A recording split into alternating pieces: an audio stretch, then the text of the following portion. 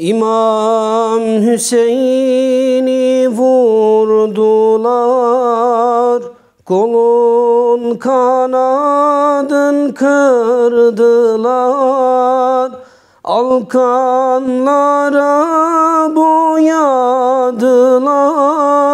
Kerbela'da, Kerbela'da, Kerbela'da alkanlara boyadılar.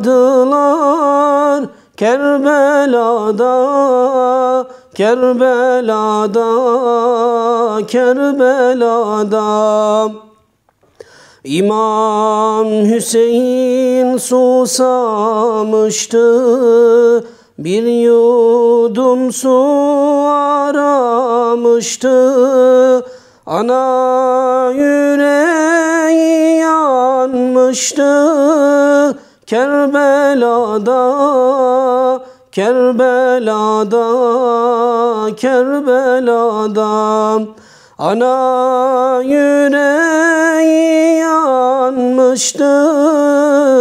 Kerbela'da, Kerbela'da, Kerbela'da İmam Hüseyin şehit oldu, gül bahçemde güller soldu.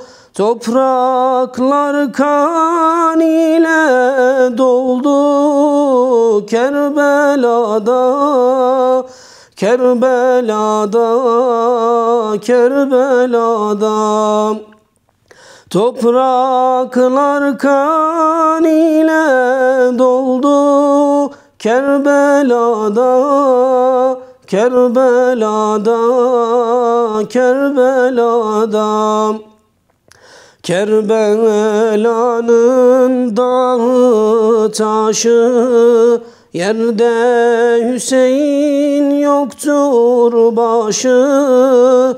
Fatıma'nın gözün yaşı. Kerbela'da, Kerbela'da, Kerbela'da Fatıma'nın gözün yaşı.